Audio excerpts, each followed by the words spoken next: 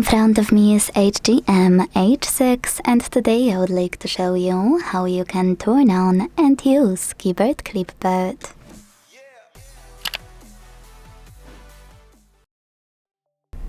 Start by accessing your keyboard and clicking on Clipboard at the top of it.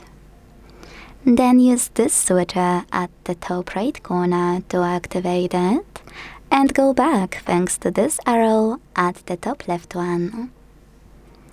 Now to use Clipboard, copy or cut any text, and to paste it instantly, click on it at the top of your keyboard.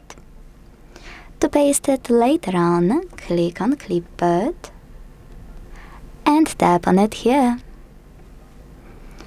If you want to paste it after an hour, you need to pin it or it will disappear. To do that, hold it and use pin icon in the pop-up. You can unpin it the same way.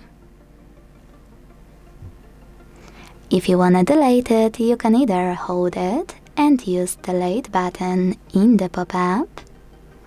You can swipe it to the right, or last but not least, swipe it to the left. To disable Clipboard completely, use the same switcher as before. Thanks so much for watching. If you enjoyed this video, leave a like, comment and subscribe. Bye!